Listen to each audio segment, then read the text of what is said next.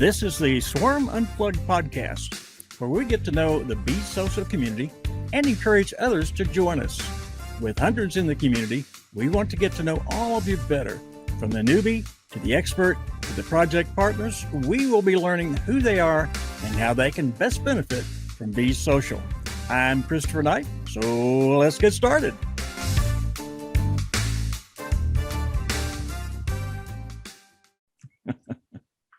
And a big welcome to everybody to the Swarm Unplugged podcast. As all of you know who have seen us and are following us right now, that we bring on people that are part of the Bees social community. Not only those who are in the community, but from newbies to experts, but we also bring on these strategic partners that are part of what is going on in the Bees community. And today is very much my pleasure because I, for one, have a little bit of a favorite tick toward this particular group. It's called StarWire, and we have the two principals here that I'm going to chat with, and you're going to get to know a little bit more on a personal basis. So at this point in time, I want to welcome Garnett and Colin to the Swarm Unplugged podcast. Welcome, gentlemen. Good to be here. Thanks, Christopher. And Colin, you guys have really stirred up the nest, so to speak, because I've seen you on two of the Bee Social TV Well Tank series, and each time you're on, everybody not only understands what you're doing better, but they like it better every time that you talk about it. I know it's quite unique, but before we start talking about that, I want to get to know you guys a little bit better. How about that, guys? Huh? First of all, Garnett, I'll start with you for a moment. Tell me a little bit about your background. And well, I saw when we were coming on, you got some children running around the house too. Yeah. What's your family life like anyway? Well, it's a little crazy because I got 4 kids in that age group of, from 10 years old to 17 years old. So when you're in this phase of life, anybody with kids that age, you realize that your life now revolves around the schedule of all the activities of your kids, right?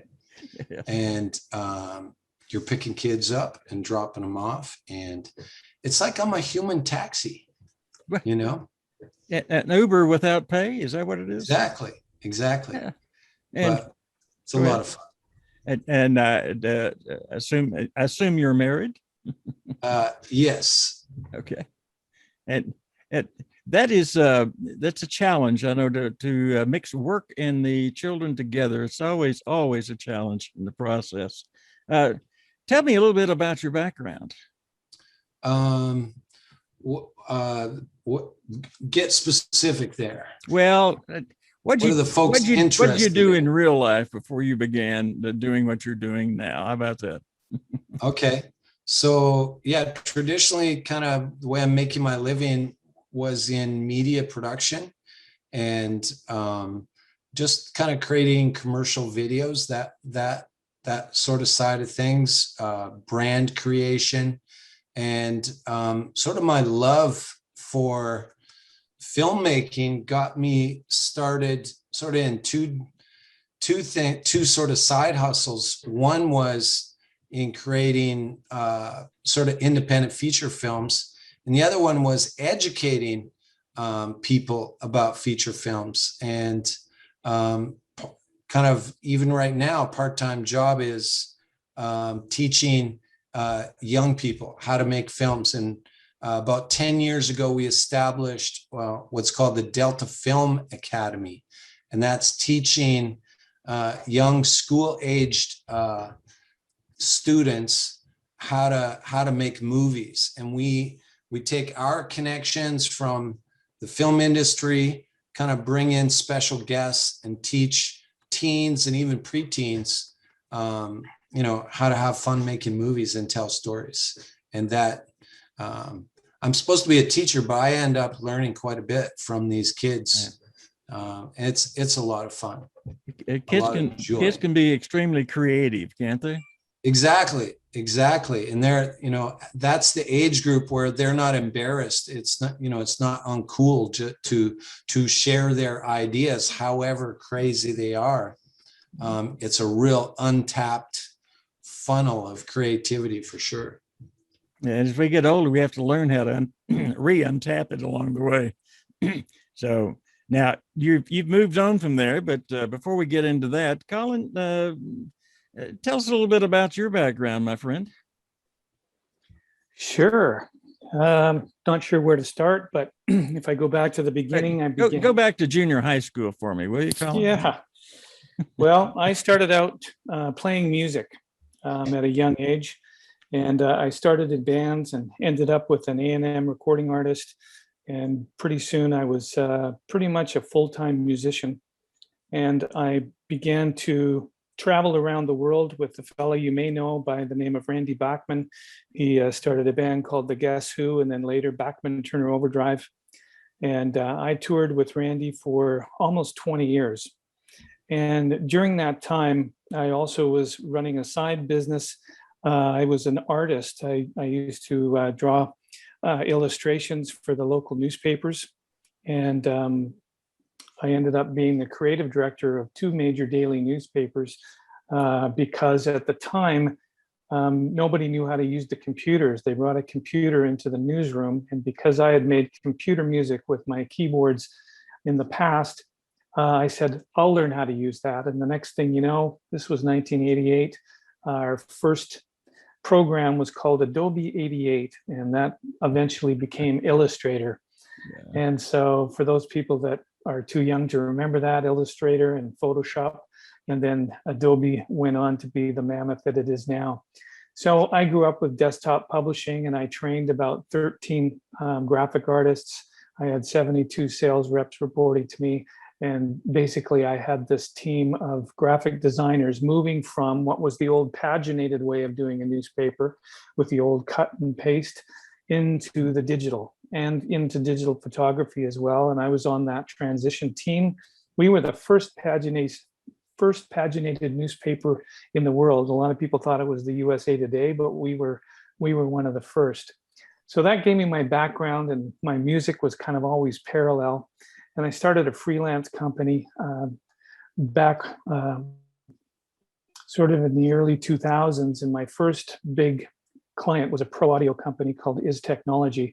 And that's when I really got the entrepreneurial bug and started to learn all about, we went to the different trade shows at the NAMM show and built all kinds of tech information. And this was the first digital audio recording system in the world, basically.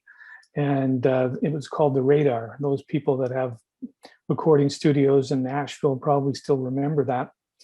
And as sort of time progressed, and I still played music, I was the musical director for a show called The Legends of Rock and Roll, which we did casinos and classic rock festivals all over the place. And it was so much fun. So I always had one hand in the music business and then the other hand in sort of media, and very, very much into the technology. It was exciting for me. I was on the cutting edge of what's the newest, latest thing. I just was kind of a gear junkie and still am. So fast forward a little bit, I ended up doing a consulting job for a public company, and they ended up sort of folding as they were a mining company and they just needed a new business. And so we created an entertainment company in the virtual reality space. It was called Imagination Park Entertainment. And what we did was we created a public company. It was an RTO. And this brought me into the film business. My other 2 founders were 2 film producers. And we had an office in Universal Studios on the back lot. And that got me into the whole music or film side of things. And so actually Larry, who was on with you earlier, we would do trips down to Los Angeles, twice, maybe sometimes 3 times a month. And we're working on, different productions and different scripts and different pitches to all the majors, and got to know a lot of different people down there. And it became very, very apparent to me, and this is where the story's all going, is that the intellectual property part was a real problem in both the film and the music side of it. And people were just not getting paid. People were not getting credit where credit was due. And this goes back to the old days of, I told the story on the Whale Tank about Bo Diddley. I got a chance to play in Bo Diddley's band a few times. And when I sat in the back room with him, he just said, I sold my songs for $20 and never got another dime from them. And yet people have made money off them for years. So there's a real discrepancy out there. And we did a presentation on the Whale Tank where we showed some evidence of that. But it got me thinking when I first learned about blockchain, and this is back in 2015, 2016, I first started hearing, I started studying it. Of blockchain, the light went on. I just went, I know how to fix this. I know how to fix this in the film industry. And it's not about disruption. A lot of people think, you want to just disrupt the industry. That'll happen in due course, but that's an industry you don't want to make enemies in. Okay, they have status quo. Colin, I'm gonna interrupt you just for a moment because I want to learn a few other things before we get directly into StarWire here a little bit. Sure. And that what I want to do is go back to Garnet again. And we didn't actually go through any of your history as far as the things that you've done. And Colin has a heck of a history. And I mean, illustrious history as far as the people who's been around and things she's done. And I know you probably have the same. What kind of experiences have you had? Yeah, actually, well, it's interesting. Colin and I have, some very common interests. We didn't really know each other, but I started out being, in the audio side of music. I was a sound man for a group based out of England called Living Sound. We were traveling around, so I had that love of tech. And again, in a place where our paths crossed, but we didn't. But I also ended up working for Radar, the digital, that same company that was producing digital recorders. Colin had been there before, and then I was working with the guys at Radar, and so we were following this kind of similar flow through history. And I would say the same thing, because we grew up during that time of technology, digital technology was changing the music industry and also the video industry. Probably both of us were buying some of the very first digital recorders, but the very first, some of the very first machines that came out, we worked through that. And I would say, in the same way, my first experience with crypto, or, the first time I bought Bitcoin, I didn't know what it was, but, anyone who sort of is that kind of those gear junkie kind of guys, when you see a new technology, you're going, ooh, this is going to change everything, Oh yeah. Now I also understand there's a very interesting story about how you two met and some of the journeys you've been on together. Something about elephants and I don't know what else about. What is that about? Both of you. I'm going to let both of you talk anytime you want to here. I want to know about these elephants and things like that. Well, yeah, Colin's probably going, what the heck is he talking about, elephants? No, that was, we kind of met through, I was working with a Chinese-based company called Elastos. And at that time, I had pitched sort of this idea for smart contracts, and they took an interest in it and started to fund that company. And through a common friend, again on the art side, he said, "Hey, Garnet, I just met Colin, 2 weeks ago, I saw a pitch that he had done. You guys are talking about the exact same thing. Like, you guys need to get together and talk. And so at that time, we reached out to each other, and like all great minds think alike. When we actually sat down and compared notes, we wanted to build the same thing. And at that time, we thought, well, rather than be competitors, we need to join forces. That's right. Is that the way you remember it, Colin? Absolutely. The producer that I was having coffee with in Starbucks, he had mentioned Garnet, and Garnet actually lived in the same town as me. And I thought, okay, well, how tough is that? I'll just meet him at the Starbucks, and we can have a chat and see how things go. And like he said, he was working with this Chinese company, and I was still with Imagination Park. I was the chairman, and I gave up my presidency and the CEO role to another fella. And so I had more time, and I really wanted to develop the blockchain part. So when I brought it to the public company, they said, no, we're in virtual reality. This is too weird for us. We don't understand it. And that's when I said, okay, I'm going to leave the company in good hands, and I'm going to go start this other project, because I was really excited about the possibilities. I knew it was going to take some time, Christopher, because it takes a while for people to catch up. As you know, there's a long curve before it reaches critical mass when people understand. And as I said before about trying to convince people that this is going to change their workflow, most of the people in Hollywood or film production or schools, they don't want to change their workflow. They don't want to lose their jobs. They want to keep status quo as much as possible. But the groundswell comes from the artists and the people that aren't getting paid and aren't getting acknowledged. And they realize, once they understand the fundamentals behind this, they go, this changes everything.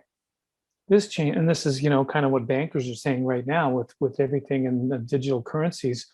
They're going, it will revolutionize and change things. But what we wanted to do is play well with others. I always use that term, so that we could do it incrementally. And I thought the best way, and along with Garnet, is to start with the students. And just like I started with Photoshop back in 1988, I learned it at a younger age, and it became a tool that I use up and even to this day. And I don't want to go learn something new. I want to stay what I learned in.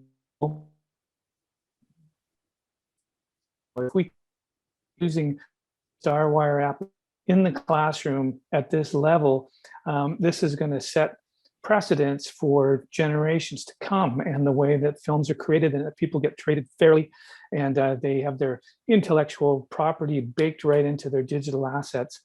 And so, if that answers your question, we kind of, Garnet and I saw the same vision, right, and said we might as well just join forces and do it. What is the specific problem, though? I know you're working on a solution, but what is the problem? Well, there's two problems.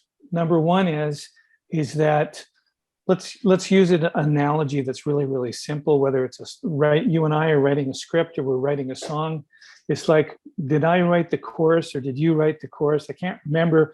We got together and played, and so I have 25% and you have 75%, or in a film, you started writing something and then you gave it to another writer and they put in their parts, and who has this. And then you want to get some investors in to fund your script to be made into a film. And so how much do they get, and who gets paid first? And then somebody comes along and says, no, I'm going to take over this part and hire my people and then pay them. And then everything gets really confusing. And same thing with a record. If you're making a record, you might say, well, we're the songwriters, and then a publisher comes along and they want to take their piece. And then the producer says, well, I want to get a piece. And everybody has their idea of what they should be getting. And then lawyers get involved, and then it becomes costly. And pretty soon it gets really confusing. And then the distributors, and Garnet can talk about that. The distributor, we had a film on Netflix with Imagination Park, and our investors are going, when are we going to see some money back from this? And we say, well, we can't get the audits done, and we're still getting, stuff from Italy and from Greece and from all these different places where the films are played, and it's a long story. But to make it short, the problem is that people don't get their intellectual property done properly up front, and secondly, they don't understand how to divide that pie properly. And so we've come up with a technology that can solve both those issues. And with that said, Garnet's got films right now with distributors, and he can define the problem better than I can. Well, Garnet, talk about the problem, but tell me about the solution as well when you're in the mix here. I mean, when I think of the real value that StarWire brings to either a team or an individual, I look at it number one from just a place of taking something that's really complex and just simplifying it. And it's easy to take something simple and make it complicated. I've seen all kinds of business plans and stuff that does that. But when you can really simplify it, make people's life easier and simple, they will reward you for that. Mm-hmm. So we're always saying, like, let's keep it simple.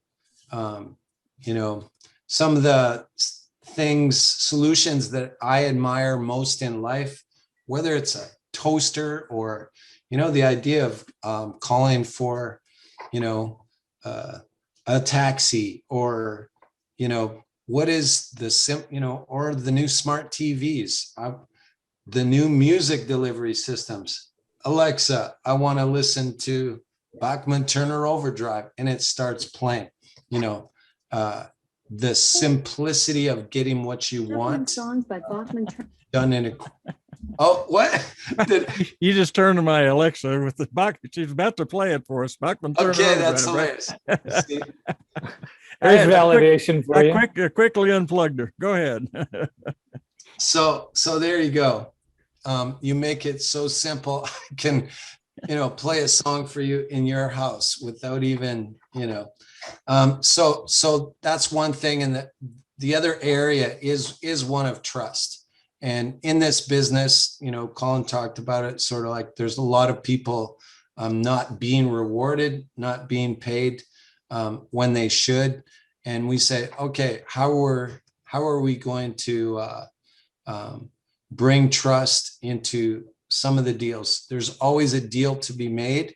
You're negotiating with your investors, with your cast and crew, with your marketing partners. And we just bring a tool to bring trust.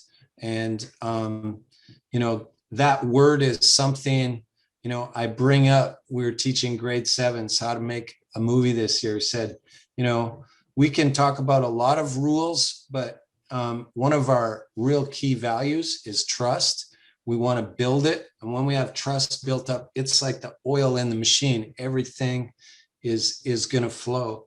And the simplicity of how our app works, and when our investors look at a deal or a finance deal, a project that they're going to put their funds into, there's one thing on their mind is, when do I get my money paid back? And how quickly can I double my money? And, I would say that those answers and provides the security of how they're going to get paid back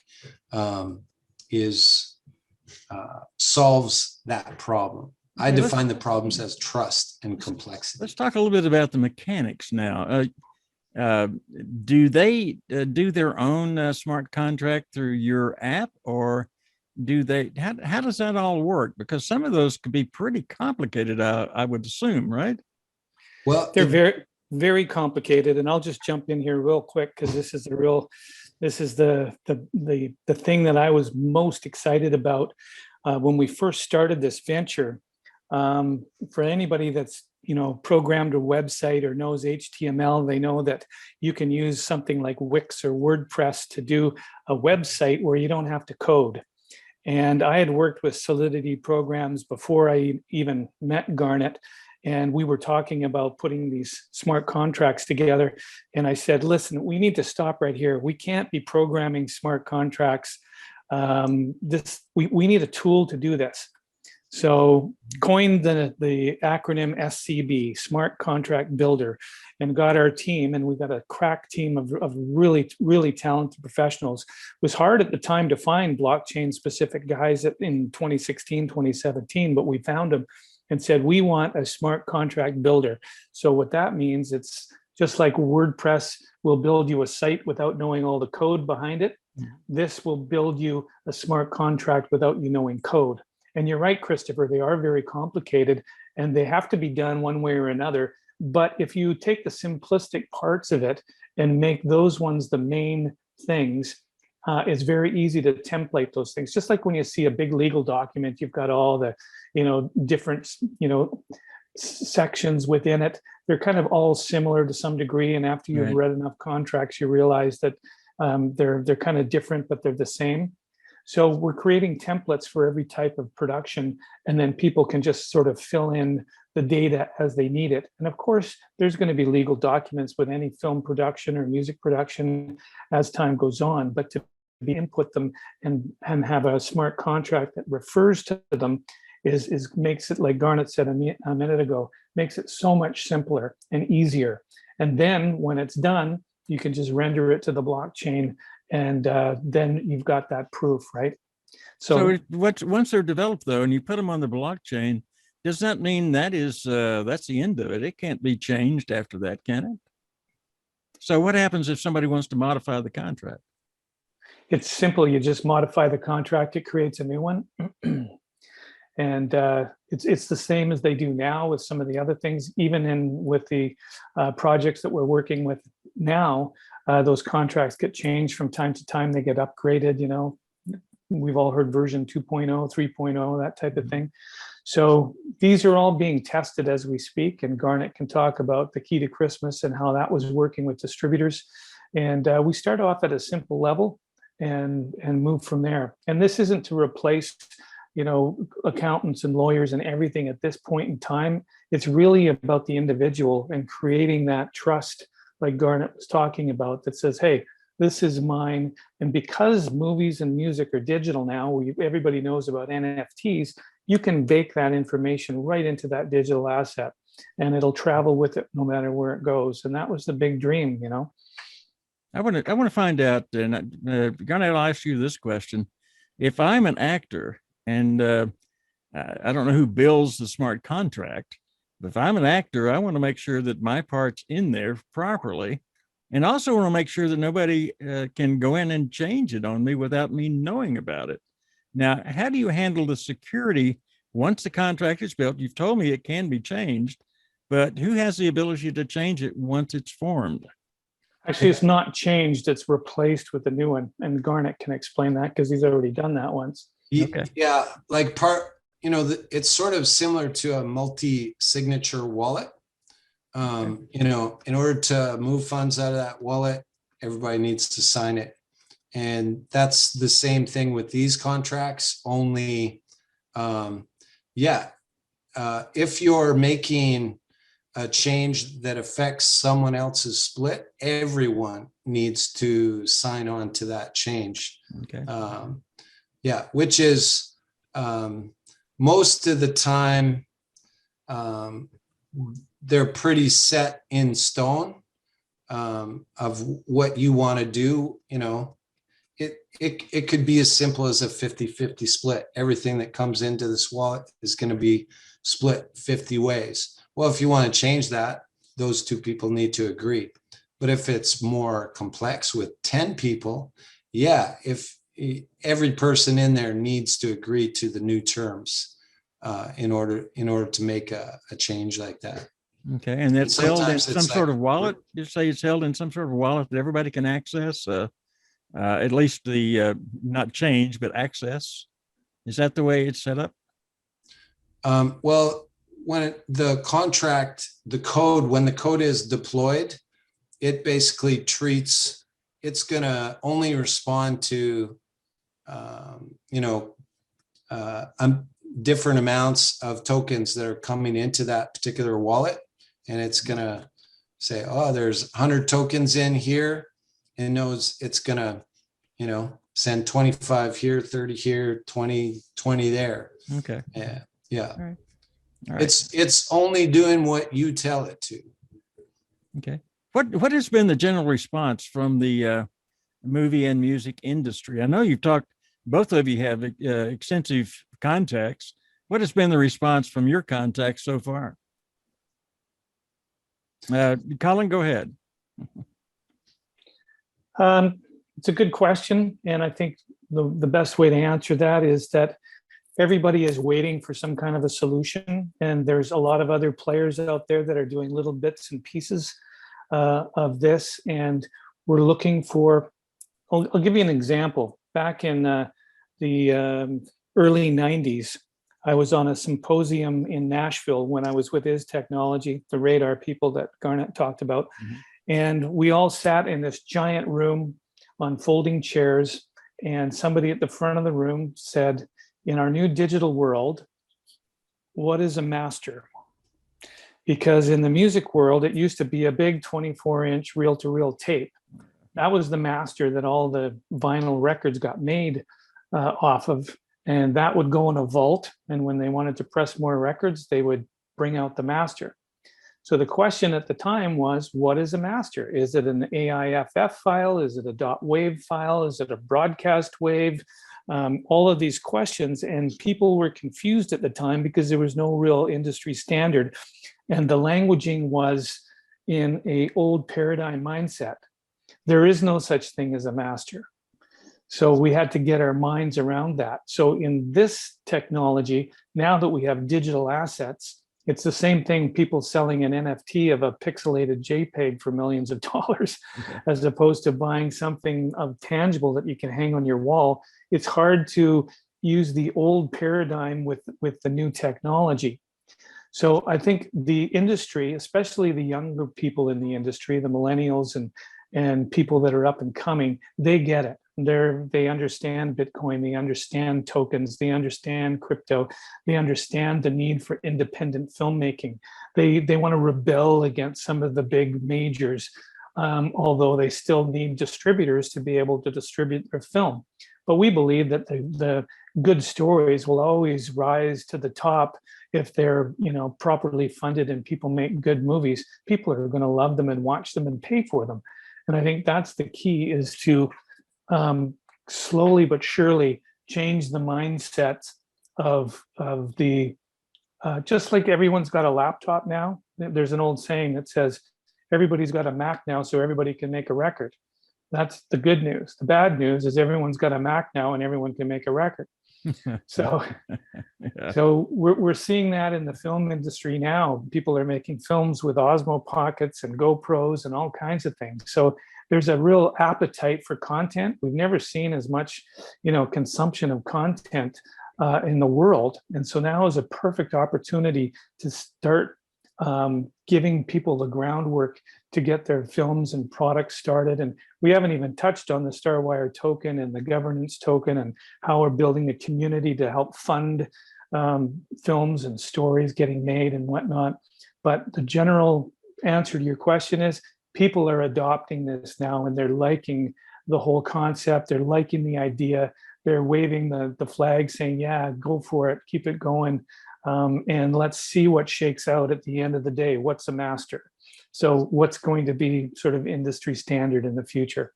Well, you brought up an interesting point there, and let's touch on it for at least a couple of minutes before we reach the end of this particular episode. You're building a community as well, and you mentioned the use of the tokens. Why don't you tell me about your community there? I mean, there's a crossover. We have, you're part of the bees community, but you do have your own community, and we know that. That's common knowledge. But what are you doing with your community right now? I'll let Garnet go with this one. I've been doing all the talking. Okay. You're gonna throw the ball in another court. Go ahead, Garnet. Yeah, I can hear my voice giving out on me. I've been on Zoom since I woke up this morning. But actually, one point to what Colin was just talking about. What's happening, say with adoption of this type of technology, say, what are people responding to it like? We just had, a revolution in the film industry, which was the digital cameras, right? And when digital cameras first, were introduced, there was the two sides, right? One wants to adopt it and say, wow, this is awesome. And you had another group who's going like, no, nothing can ever replace film. Like, what are you talking about? Like, that technology just can't do the same thing. So this is at that, if you look at it in terms of, digital currencies, smart contracts, that kind of thing, you have one group of people looking at it and saying, hey, we have fiat, we have wire transfers, why would we ever want to use something like that? And the other group is saying, yeah, your world's about to change, right? So it is early days though. So you have one group of extremely excited people and other people saying, I'm not sure I know why do we need this for yet? I got a checkbook. And I'm still interested in how you're using your tokens right now. Well, our token is so brand new, but so it's not really in use at this stage because we've only just created, but it is a token built for our community and for ultimately to release creative productions. We want to see people. So many people have creative dreams, Mm-hmm. Everybody we meet, Colin and I, in our space, they're producers. They have projects that they want to build, and their biggest problem is usually funding those problems. And we see our community, our token, as something that's going to release them into those projects. So we want to put our token into the hands of a community. And we want to put it into the hands of artists, because who knows better than artists themselves as to what projects should be funded, should be released. And not just artists, but industry professionals who are able to pick winning projects that are going to be profitable, not just throwing money into kind of worthless, projects that aren't going to go anywhere. That has been the key excitement for the community. Say, what, I can be an owner, a fractional owner of one of, of this new band that's rising up, or maybe an established artist, a star, or a group that everyone knows who they are. And finally, wow, I can be an investor and I can, be a part of what they're building, whether it's an album or a movie. And that would be through the use of the token to do Definitely. that. Yeah. Okay. Well, it is a governance token, so it allows you, it gives you a voice to say, I want to be part of this. This is a project we believe in. This is a project we want to release our StarWire treasury towards. And that's so part of our function. While we have the smart contract builder, which is bringing the value, but as we bring wealth into StarWire, we're setting aside a part of that wealth, a treasure to be accessed by our community of artists. Well, I can tell you one thing, of course, from the perspective of the swarm, having a coin with a use case, which yours absolutely does, is the key word, and that's what's going to drive it to be a good investment, if you will, or a good swing in the hives and the pools that we have on our side. I have since I began, and after I put a little money into your program with us, I've seen it go up a nice percentage on the coin. So so far there's been some action there, and I know you've seen it for sure. So yeah. And along with that, it's all part of what you're putting together. You've got the smart contract along with the NFTs, and and you're putting it toward an industry that absolutely needs it. But you're waiting for the adoption, just like many of us are on several things. So I know you will be highly successful, and I'm pulling for you for sure. Is there anything either one of you would like to say before we end this episode of the Swarm Unplugged? Anything, Garnet? Well, just to thank you for the interest in us and giving us a voice to your community. Like I say, normally we have our heads sort of in the trenches at this stage, and thank you for moving us out to actually get into a bit of marketing mode. Like we often get so just stuck in with our own team as we're building. We're excited to build it, but we do need to spend time with people like yourselves who pull us out of the workplace and get us to talk about what we're doing, because it is exciting for musicians, artists, and people wanting to invest in them. No, that's good news coming. Colin, what do you think? Any final? Well, I'll words? Yeah, well, I have 2 daughters. We didn't get that in. I'm sorry. I did forget that. Tell me about the family real quick before we close. Heck. My wife and I are currently in Mexico. We have a home down here as well as in Vancouver, and we're kind of riding out the whole pandemic thing down here. But we do miss our girls. They're in their mid-20s, and one of my daughters is a model, and the other daughter works as an HR professional. Oh. And so we're excited to get home in a couple of weeks and see them and give them big hugs after our quarantine. But I just want to leave the listeners here with a sort of a big vision, because what we're doing here is we want to empower the storyteller. And at the same time we empower the storyteller, we also want to make sure that our catchphrase is, when money moves, you get paid. Never in the history of the world has this been able to happen before. In our last company, I remember we had a film crew over in Spain, and they had to stay extra days, and they ran out of money. So we had to send money. Our finance gal had to actually cross the border from Canada into the US to use a US bank to do a wire transfer, or a Western Union over to Europe, which had to go. And meanwhile, we have to pay extra days in hotel rooms and everything for the crew, waiting for them to be able to get paid. And when I heard about how blockchain and fractional ownership, and when money moves, people can get paid. Imagine if you order a movie and you pay, everybody gets their percentage instantly into their wallet. It was like a big dream, and now it's actually coming true.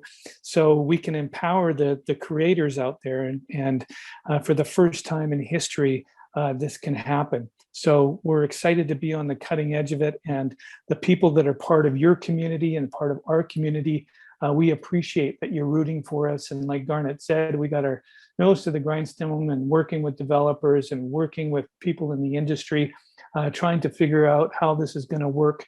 And it's a moving target. We see the crypto thing changing from day to day, and forks here and this and that. But at the end of the day, we have the big vision. So I just want all your listeners to hold that big vision in mind and hang with us, because we're in for a great ride, and we want to invite you all for the journey.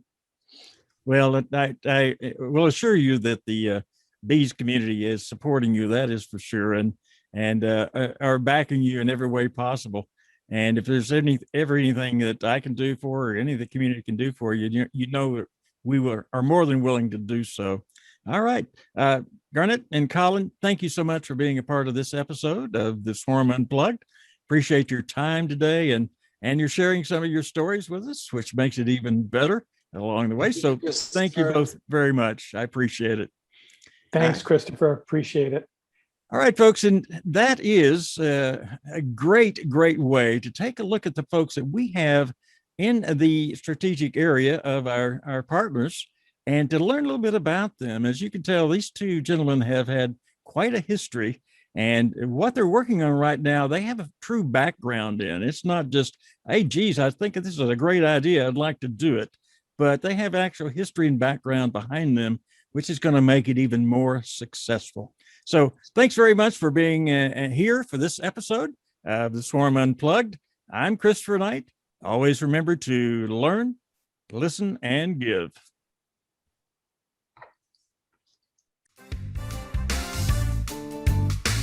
Thanks for joining us for this episode of the Swarm Unplugged podcast. Be sure to hit the follow button and leave us a glowing comment. Gravitate yourself to be on the podcast so you are the next one to introduce themselves to the Be Social community. See you on the next episode.